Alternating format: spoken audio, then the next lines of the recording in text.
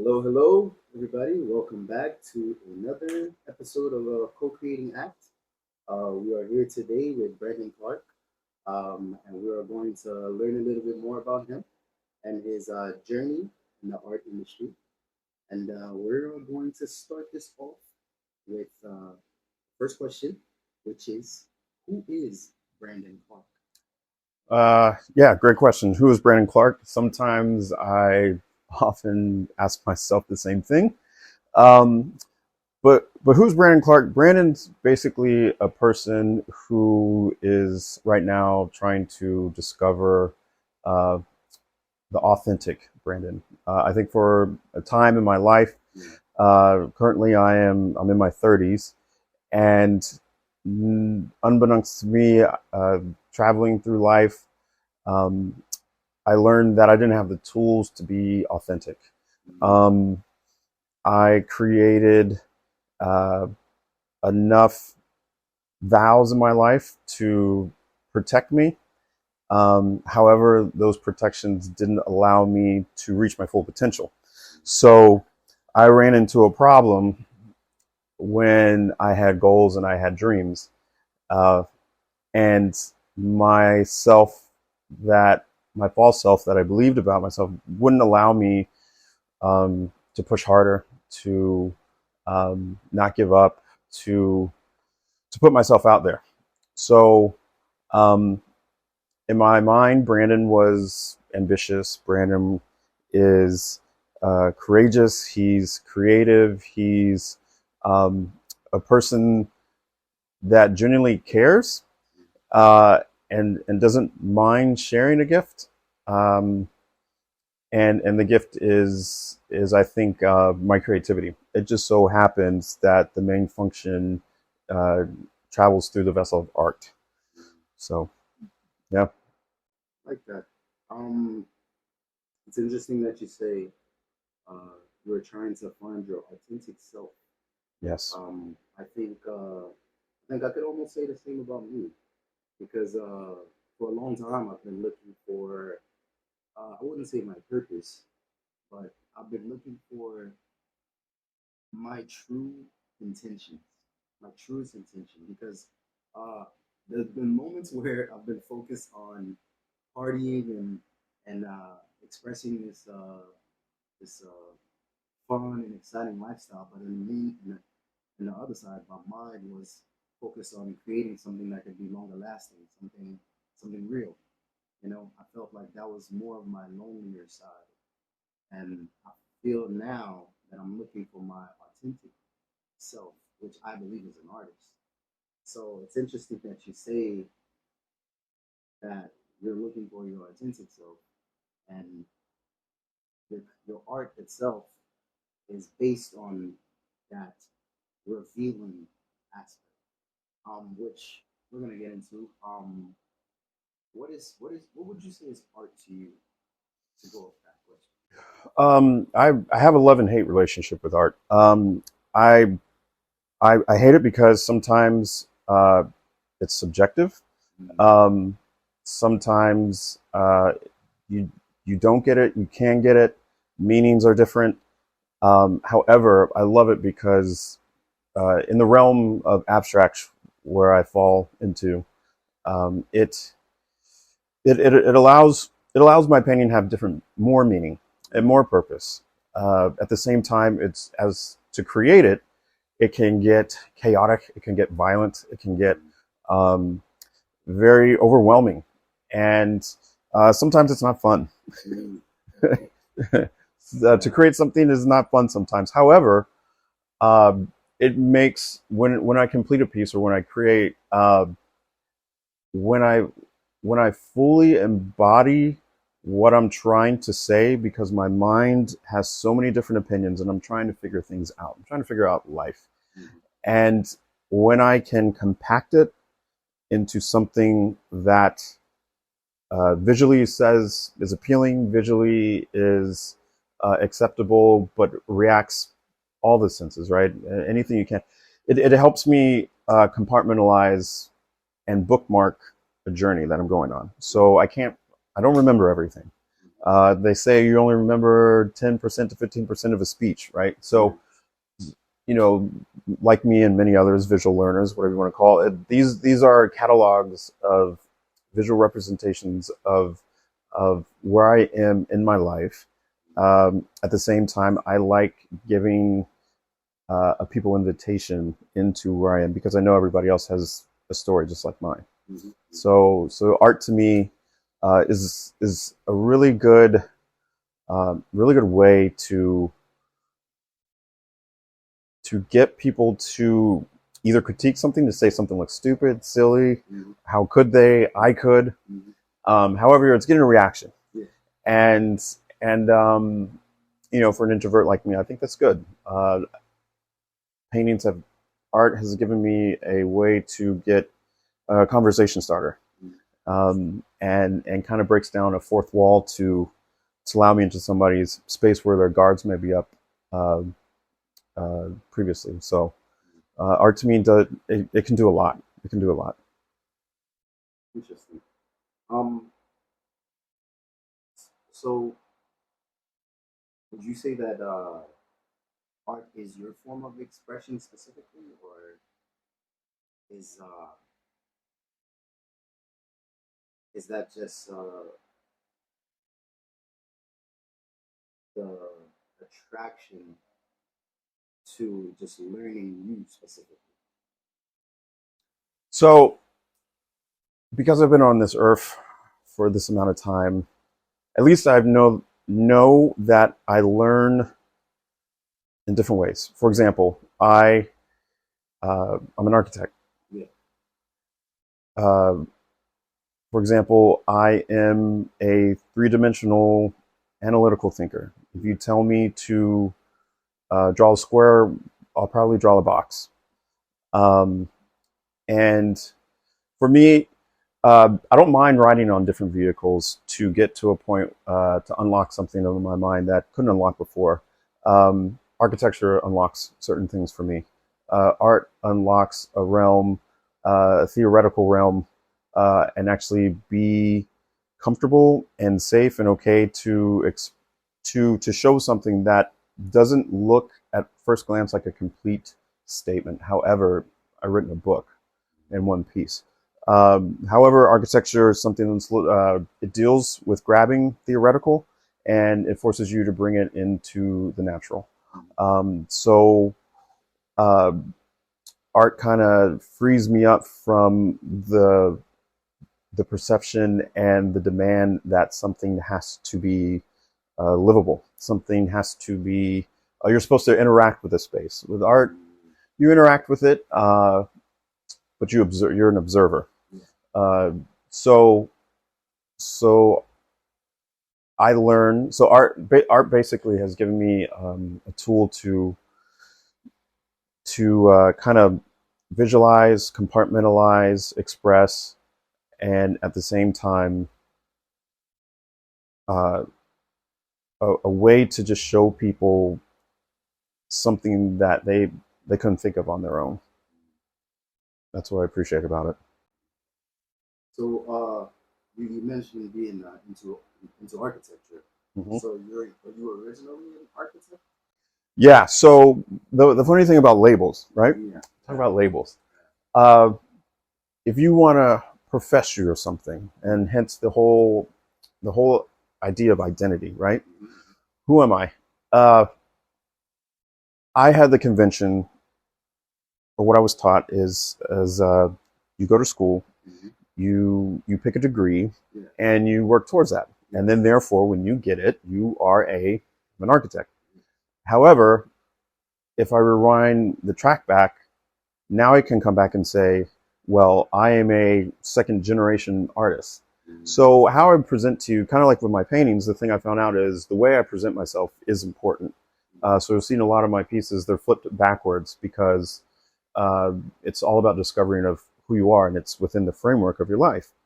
So the thing that we kind of discard the most is the thing, people kind of associate themselves with the back of a painting, either with a signature. Sometimes it's on the front, sometimes you leave it at that. However, so to say to say I am my grandmother painted, and I painted with her as a kid. So what does that mean? Does that mean it's in my genes? Does that mean it's in my bones? Does that mean um, I was awakened to this, or did I have it all along, but I just didn't know how to say what I was? I have kids, and I've learned with my kids, when they grow up, they don't quite have the language to say certain things just yet. So if you asked me that question 3 years ago, I would have given you a different answer. If you ask me now, I'll give you an answer. Ask me 2 more years from now, I'll give you a different answer. So however, where I land right now is I just have an ability to, but I'm learning that it's a gift to tell people. Basically, my gift is to get people to honor who they are, and to honor their brokenness, to find out who they really are and who they really want to be. And I think that's, and I'm so okay with that. I'm so content with that. So it's interesting that you mentioned how some of your pieces are uh, made backwards almost on the canvas. Yeah. And the word that popped up in my head was a framework when it comes to architecture. So it's almost like you took the framework, the frame concept of just the framework itself into art as well. Yes. So now my question would be, what's the difference between you, the architect, and you, the artist? There is none. There is. There is no difference. The difference is, they they just they give me a space to play, Mhm. and they, so for example, uh, if we want to say the Dr. Jekyll, Mr. Hyde, which one takes over? Mhm. Um, the artist says, I need to, I want to talk about um, abandonment. I want to talk about um, memories and hurts and pains and trauma. I want to talk about that. How do I do that? I know I need a canvas. I know I need a surface. I know um, I want to break down. How do I express that? My architecture side kicks in and says, well, what dimensions are we working in? Can you talk about it? Maybe you can express it 3 dimensionally. Maybe maybe architecture has given me, so architectural will, the artist will ask the question, and then the architect will answer the question. So the answer is from the architect, you build this way. The artist says, well, I'm going to design this way. Hence why I chose my name to have design in it. Um, so between the artist and the architect, I think we fight, but at the same time, I'm starting to see the benefit of both. It's I'm not throwing. That's what I'm saying. Like it's a part of me. So I'm not throwing anything away. I just didn't get a degree and, you know, in something and be like, well, that was useful for whatever that was. I'm comfortable with using both, and I'm aware that both benefit each other. Um, that's uh, that's very interesting to me because uh, I did an interview with a young man that says that he's an artist and a designer, more like a fashion designer. Mm-hmm. And I was asking him, like, what's your mental process when it comes to designing the shoes that you create and stuff? And he told me uh, it's almost entering this. It's almost going into like a scientific method of finding out how is this going to work, what the quality should be, and how do we make it presentable. So when you were explaining the mixture of the coexistence Mm-hmm. of the artist and the architecture and the architect, my next question was supposed to be, what made you want to be an artist, but I feel like there's no need to ask that question because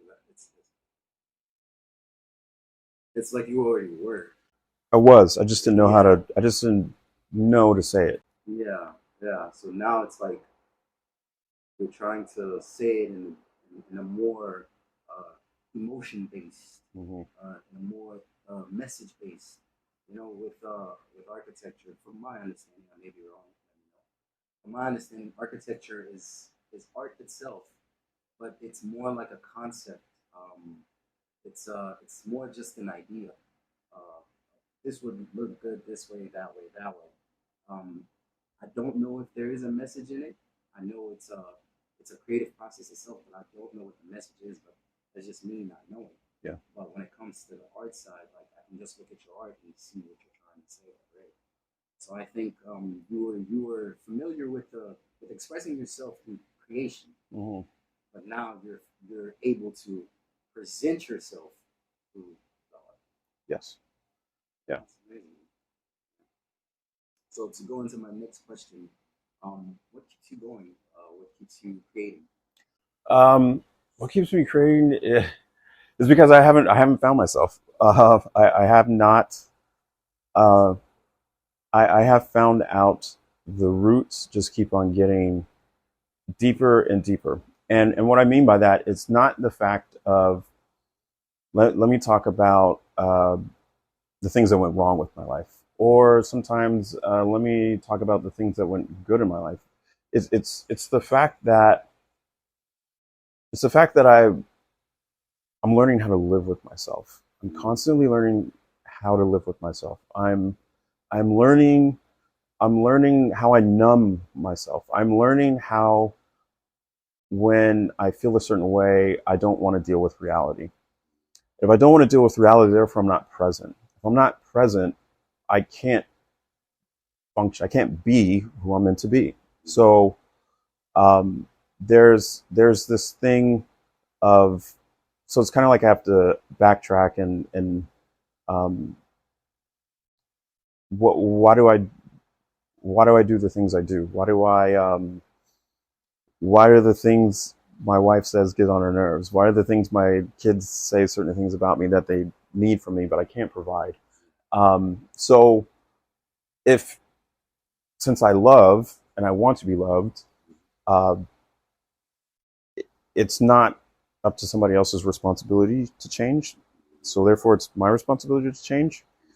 And by doing that, it forces me to unlock things that I hid because they were too painful. Uh, so what keeps me creating is going back. If I go back, I could find my future, but I'll be living in my present. I'll be more aware of my present. So I had that thought like, well, what if I, they say writer's block, or what if I can't? I said I have a lifetime ability to tap into some type of creativity because I'm finding out how deep my well is, and there's more. Like it's there's more. I will never figure myself out all the way because and that gives me a sense of you know uh, progression, Yeah, and I'm down with that. I'm down with that. yeah. So would you say are you the type of person that waits on inspiration? Because you were saying writer's Mhm. block. Well, the idea of writer's block. Yeah. You don't feel like you get that often, but when you do, are you the type of person that kind of stop doing the specific art piece and then maybe go off and get distracted a little bit and then hope something triggers you again, or are you the type of person that have the block, acknowledges the block, and then go to another piece and just move on and Yeah. hopefully you get inspired by the other piece? Yeah, I struggle with that. I struggle with stopping Mm. uh, and taking my time on something. I'll think about it, uh, and I'll think about all of what I want to say in my mind, and I kind of I've come to the point where I kind of design it in my head, and then I allow the act of when physically doing it to allow spontaneousness to come into play. However, I like to finish a thought, and I struggle with that. So putting down the brush and looking at it the next day is even my own ability to say no, I have to, because I think about it too much, and it consumes me, and I'm constantly thinking about, when I have the idea, I want to see how far I can take it. So I have learned through my journey with maturity, to be patient, and and to think about that in a sense of making sure I'm just not producing to produce. I think in the very beginning it was like that, because it's like, when you're young or whatever, you thoroughbred, you want to get out there and run. And now it's like I'm getting to a point where I developed a language, and it's kind of allowed me to slow down and to say, make sure that everything you're trying to capture is captured. Because I don't, I like finishing my pieces without regret, saying that everything that's supposed to be there is there. So, I've noticed, well, previously we mentioned how you approach some of your art pieces, like the architect first and then the artist second. Mm-hmm. How would you explain your style specifically? Because I noticed some of them have a newspaper on them, and different type of materials. Would you say it's kind of pop art, or how would you explain it? I mean, it seems to be running the lines of abstract expressionism. Um, some of the materials I use take uh, force, like I'm more aware of movement in my body. Some of the things require tension. Some of the things require ripping, um, rather than just a stroke.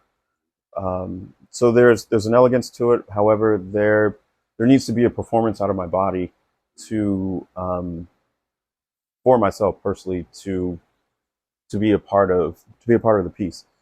Um, and because, yeah, it's like I'm putting I'm putting everything into this thing, and a canvas does pull from you. Apparently, I learned that it pulls. It's a blank canvas. I was intimidated by a blank canvas, because in the beginning I didn't want to mess up. I felt if you made a mark on it, it was permanent. Um, you can't. There's no eraser. You can't whatever. But like I said, I found out that's what I did in life. I didn't want to mess up. You know, stayed inside the line. I didn't handle conflict very well. So that's what I was saying. Like if I took a step back, it started saying a lot more through the act of creation than what I maybe wanted to admit. So therefore, it started saying like, no, you need to tell the truth about yourself. So yeah, my style is it's kind of it's along the lines of abstract expressionism and pop art. I don't think I would say that. Um, but yeah, yeah. Uh, I definitely. I saw a couple of your videos on Instagram, and I believe one of your pieces had fabric in it. Also, it's some of them even have like a miniature paintbrush on it. It's kind of like a moving, peeling of the canvas, Yeah. and I found that very different. I've never seen someone take that approach of not just putting it on the canvas, but like on the back of the canvas. Of just, yeah, this is your art, but what's behind it? Yeah. And that's kind of interesting because this is what I created this for. Yeah, this is your art, but who is behind it? Yeah. So I like the the avenue, with the path you've taken to expressing that. I think there's a real strong message behind it, and I can almost relate a little bit because, like I said, I think I'm on a self discovery as an artist myself, like just trying to find myself in that space. Um, and there was also a video that I saw where you express the risk and difficulties of becoming, I wouldn't say becoming an artist, but in this frame, aside from being an artist, of expressing yourself as the artist. You said it took a lot of energy. Um, how would you how would you explain your transition into that artist space? Like, what made you finally say, "I need to try this. I need to do this"? 'Cause I also saw your first solo show also. Yeah. Um, just a quick uh, view into your mind of just saying, "I need to make this happen." Yeah. Um, it my story is where everything aligned the way it was supposed to align. For example, I needed a pandemic, uh, metaphorically, physically, all the above to come into my life and give me an opportunity to do something. So now I had time. So once I had time, uh, unbeknownst to me, the trigger was something that dealt with culture. The George Floyd, all the conversations about what it is to be me, to be black in America, to be a professional, to be a husband, to be a father. A lot of those conversations around that time was how do you talk to your kids about living in this space. So when George Floyd happened, that was the trigger and spark to get me to let an emotion out. So it was like a 2 a.m. thing. I went down in the garage and painted from that, and it was like I didn't care what it looked like. I just blurted it out onto something, and I didn't have any training or anything like that. So when I finished, it was I seemed to have captured something for myself, and then from there I said, well, maybe I need to say something. A pandemic, people are speaking up, people are finding a voice. I learned I didn't have a voice, so it gave me an opportunity to start to be like, well, how loud is my voice? So once I figured out I can actually say something, that was like, well, let me see how far I could take it. Then it was like, how do you, well, then what do you want to say? And a part of that was with painting, it was like, okay, it also came with, well, what's your style? How does somebody know, oh, you have a Brandon Clarke? What does that look like? So I had to do the rigor of practice or research or just understanding what do I like?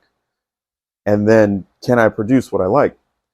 And then from there, I had to become an entrepreneur. I had to become a businessman. I had to do marketing. I had to, if I want to say something, that means I have to put myself out there.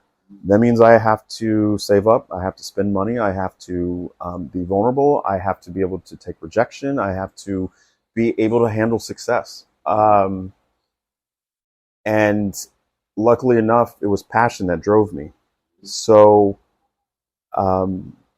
it wasn't until I started in the beginning creating pretty pictures. But it wasn't until I looked inwardly about myself and said, why don't I just focus on me? There's a lot of things in this world that do need voices, and people are handling that. So what if I just talk about the best subject that I know about, me? And what about me is, I don't know. And from there, that's when I started to analyze, well, what is the canvas? What do I do when I perform on a canvas? And that's when I started talking about the canvas started speaking back to me, and it started asking me these things. So therefore, the architectural side came in, and or three-dimensional, whatever it is, my analytical thinking came in. And it's like it's a metaphor to who I am, and where I am right now in my space is just the unknown or the discarded or the ability not uh, the subconscious and unconsciousness of who I am. Therefore, nobody thinks about the back of the canvas. Nobody gives it the regard or the attention it should. How many people give the attention of the areas of their life that have been locked away? Who honors their brokenness? Who does these things? So I know that's my journey. My journey is the same as everybody else's. So therefore, now it's not a mission, but it's a vocation to get people to wake up, to get people to find themselves, because it's better. It's better. Speaking of the struggle to find that authentic self, um, a question that I've been asking every interview that I do is, how would you say your mental health is, as self-aware as you are? Or Yeah. This is the most alive I've ever been. This is the most this is the most grace I've ever given myself in my life. This is um, the I've never given myself boundaries that I've given myself boundaries with people, with myself. Um, I'm protecting myself a lot more in a healthier way uh, than I have before, um, and it has allowed me to mature. However, I like what I like, um, and uh, the you know in terms of like the world of the world we live in, or how do we maintain life. We want to be successful because success gives us opportunities and affords us platforms, right? We all want a platform, we all want to be heard. However, my thing is uh, maintaining my success, maintaining my health. How can I be emotionally sober? Um, Nobody likes, my kids don't like it when I yell at them. Nobody likes it when I flip out. So to self-regulate um, means I just know. And sometimes just knowing means I'm mad. And before, I never gave myself enough grace to just be mad, or to be sad, or to be frustrated, or to be these things. So I found a lot of healing just in the fact of it's okay. It's okay. It's just okay. And like if you think about it for uh, professionally, like professional sports, if you take a basketball player, you could take anybody that has a legacy, right? You talk about legacies, and you talk about all this other stuff, and it's like, wow. And they still talk about them, and even though they struggle, and you hear it or you don't hear it, their inner circles hear it. They have been able to sustain it because they know themselves. yeah.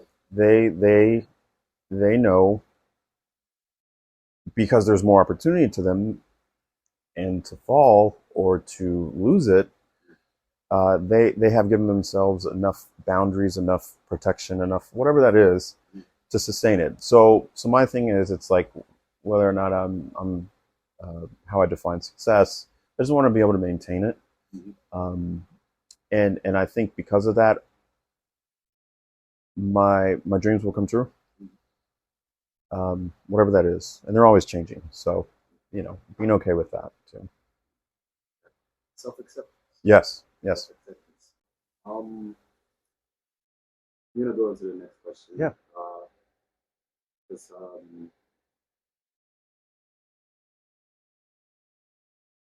well, I'm just gonna elaborate on that just a little bit. Self-acceptance is something that I had to learn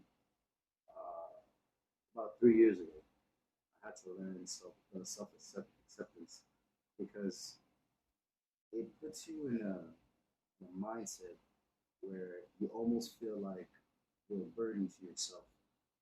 Um, I struggled with allowing myself to be, like I said, the creative. Because, like you, I kind of have an analytical mind. I feel like till this day, I still do. Honestly, I feel like if this does not equal this, don't add any new things, because then you throw off the equation on the other side. Yeah. So it's like I've always feared losing. Yes. I've always feared. Yes. I've always even feared winning Mm-hmm. because I felt like if I won, I would turn into someone that I wasn't. Yes. So I had that fear. But being in the middle is not progress. There's no progression just staying in the middle. You have to be willing to take some risks. You got to risk losing in order to win. And you got to know what it's like to lose. Well, you got to know what it's like to win to really appreciate the other side of losing, which is the comeback. Yeah. You know what I'm saying? So um, I like that you've allowed yourself to become someone who can accept the possibility of losing, you know, so you can take the steps to win. Because I think in one of the videos that I saw, well, it wasn't a video. I think it was just a photo of the trailer. They said it's a big investment, Mm-hmm. you know, and when people say investment, sometimes you got to take a little hit. But the fact that you were willing to do that, to give yourself the chance to take yourself to the next step, was that did you buy the trailer before the solo show or After. after the solo show? After. Yeah. I bought it after, because by that time, uh, my skepticism. I think I've proven enough to myself to take the next step, because there's a lot of things I haven't uh, pulled the trigger or purchased or believed uh, yet. By until I made until things just became like, that's what I'm saying. Like the whole awareness thing. I was. It's kind of like when your parents say, you're good at something. It's like, mom, whatever, Yeah. dad, whatever, Yeah. or you're handsome, or you're talented. It's like, thanks, mom, thanks, dad, Yeah. and you leave it at that, but you don't really believe it. So I I have heard in my past that you're talented. I have I believe it sometimes. I believe it sometimes. Um, so being on this art journey, I've uh, doing the solo show, like I I proved to myself, like, you can do something. So then therefore it only validated what I already wanted to do. So there's artists that I look at, I'm like, that is a huge painting. I couldn't do that. Yeah. Same. How could I do that? Same. A mural that's like 50 stories, like, Yeah. I could never do that. And then I have to be like, well, wait a minute.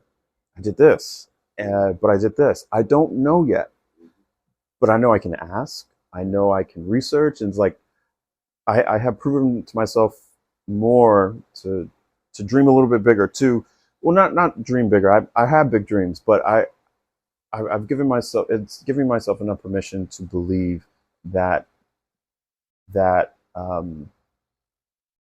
being scared to do it is, it's still the right thing, and um, it is still possible to do it while scared. Yeah. And yeah, so, but to be smart about it. Yeah. To be smart about it. Yeah. So yeah, that's how I'm doing it. Speaking of your first solo show, was it your first? My first solo show, yeah. First solo show. Would you say that's like one of your like a milestone for you? That was a milestone. Oh man, I had a blast. Yeah. That was good, man. You know, like I would you know, I would use some of my architectural skills. I modeled three-dimensionally the space, and I figured out what paintings I want to go where. I figured the story I wanted to tell. You know, like I did all these things, and to make sure that when people are in that space, I will be able to communicate properly. But at the same time, they get it, right, and not just because I have a whole bunch of paintings, even the selection of paintings. You know, what do you want to say? It became this whole thing. So because it was mine, and the you know the thing of doing art, the act of ownership, I didn't realize was so important to me. So I own these things. I own these ideas. Um, and with that show, like putting it together was a mission. However, when the show I had two shows, I had an opening and a closing, and man, the conversations from that, oh man, I saw some clips. they were so rich, man. Like I said, they were it. I had a theory. The theory was to get people to open up and be real, and the theory worked. I had conversations with people where they shared things with me that quote unquote weren't shareable.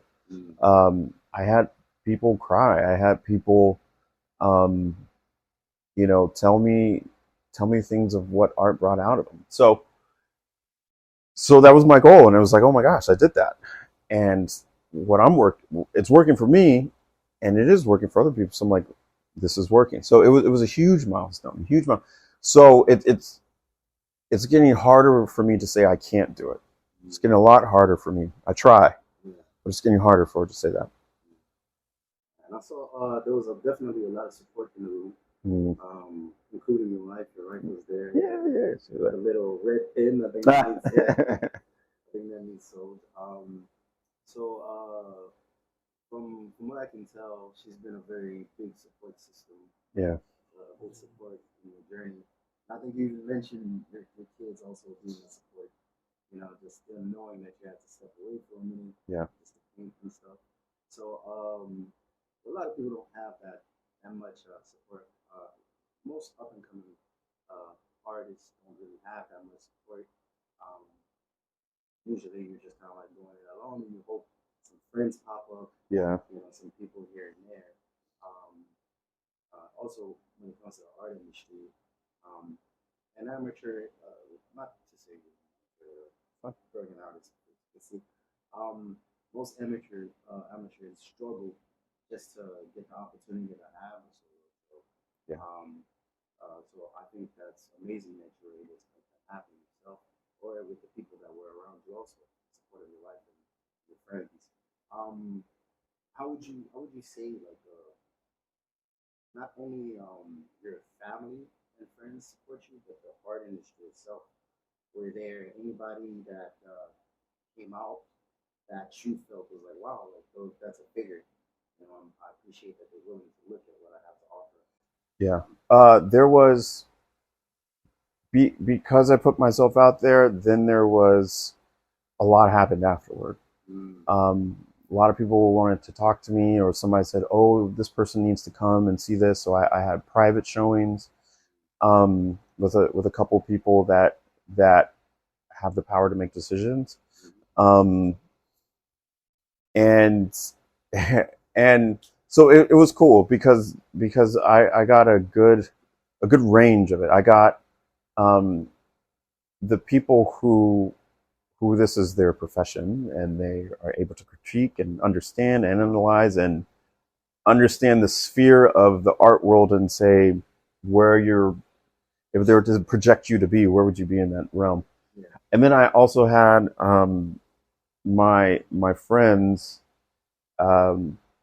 who for some of them have been with me, not to say in the very beginning, but who understand and have helped me in not painting, but just giving me the tools to understand myself. So after the show, I remember one of my friends, You know, they were like, yeah, you know, great speech, and I hugged them, and I just started crying. I just started crying Yeah. because I felt known, Yeah. and it was the safest space for me, and and I lost it, and I just, you know, other people were around, but I didn't care, just because he knew, Yeah. and and to, you know, like I said, to finding myself, but then when somebody else knows you, I mean, it does what it did, and then from my wife and my kids' standpoint, you know, they get um, you know, they're a part of that hacking and the fruit of, you know, time. I just don't, to pursue my goals, somebody's got to give up something, Mhm. and it's not giving it up to have, like, you know, maybe a popular story of they're a workaholic, and yes, there's sacrifices if you want to get to where you want to get in life, and you know, you just have to deal with it, and don't worry, the rewards coming. You know, we just have to struggle.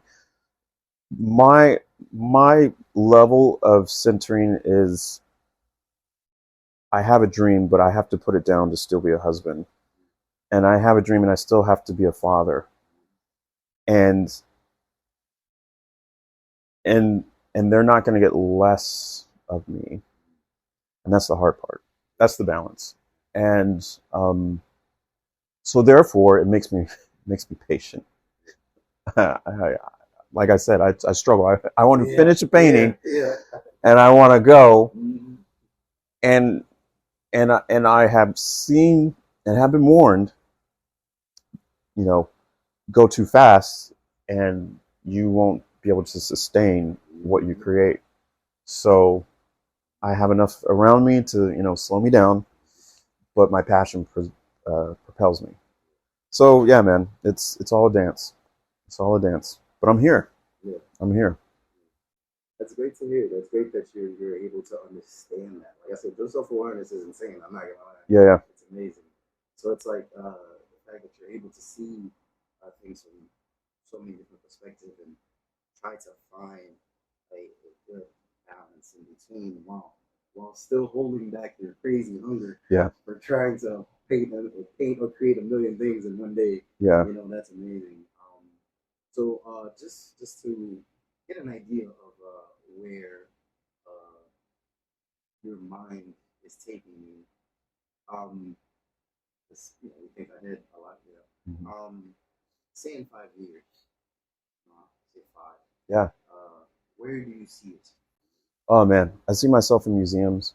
Mm-hmm. Um, because that was one of my goals, because I felt museums were good indicators that they house something that made an impact. And they made an impact on some scale that is not just a you and me. Yeah. And that's what I want to do. I want to, you know, I feel like I can make an impact. Where do I see myself? I also see myself um, being beside people that I'm not allowed to be next to. Um, that that I that just couldn't be next to. Didn't have the means or the know-how or the cash or the cachet to be next to. And I want to go after the guy or the girl, woman who um, who hears more yeses than nos, because they're probably the ones that are hurting a lot, and because they can't. There's too many yeses around them. It's too much power around them. You know, it's really hard for them, maybe, to see something more real, because everything works so well. So that's where I see myself, and I'll get there. I'll get there. I'll get there. Uh, what what would you say?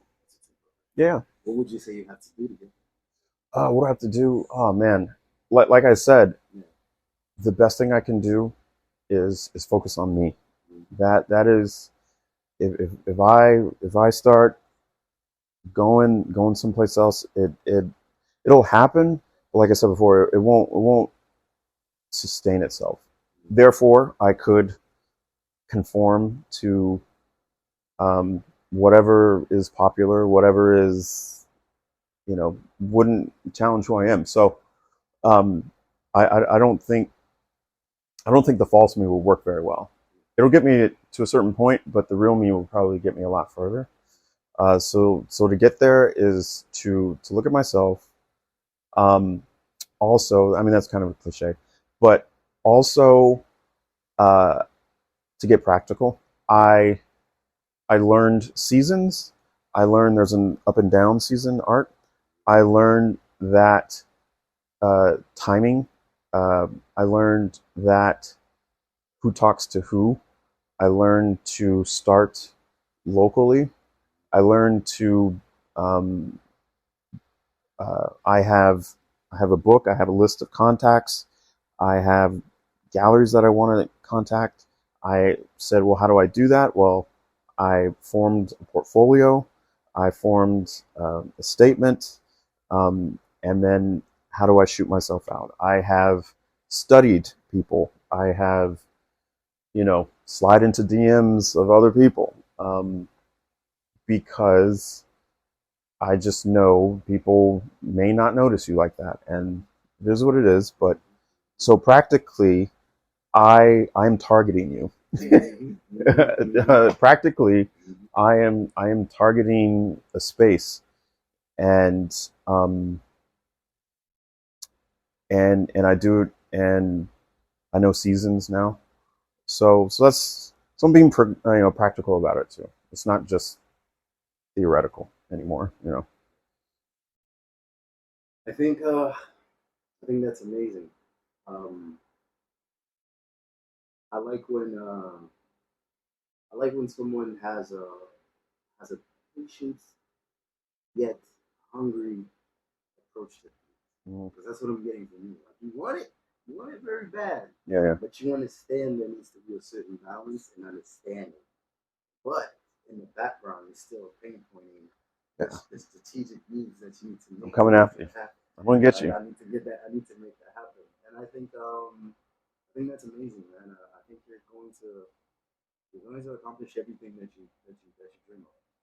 I think the idea or the dream that you have of, I'm not gonna say it on here, but you being able to do your own thing, riding the wave, and I think all that's possible. Just even from just looking at your first solo show, that itself was amazing. Like, I was just like, I'm seeing. There was a moment where you were talking and the video stopped. I was like, what's the rest of the video? Yeah. So I think your art is very captivating. It, it, it it's it's it, it's it attacks the heart. It definitely does, because like I said, hearing you speak and seeing the artwork as you spoke, it was fascinating. I was intrigued. I was almost connecting with you and some of the speech you were giving. So I think the truth that you're looking for, or the identity of your authentic self that you're trying to portray, I think it's being portrayed already. I think there's more of you need to reveal, of course, through your art as you go on. But I think your authenticity itself is already visible. It's already visible. So yeah, I think it's all gonna work out for you. And I'm happy to have been given the opportunity to just hear you talk. I will definitely be keeping an eye out, because I think you're definitely gonna have some shows coming up soon. That people will be aware of you very much soon. Also, with that said, I would like you to share where the people can find you and your work, and So check me out. You can see me on Instagram, handles Brandon Clarke with an E at the end, designs on Instagram. You can reach my website at www.brandonclarkedesigns.com. You can also email me with that same tag at Gmail. Yeah. Awesome, awesome, awesome. I want to say thank you to Brandon for having us here and allowing us to be in the studio. And with that said, ladies and gentlemen, that was another interview with Cocaine Act. And everybody have a great day. Bye.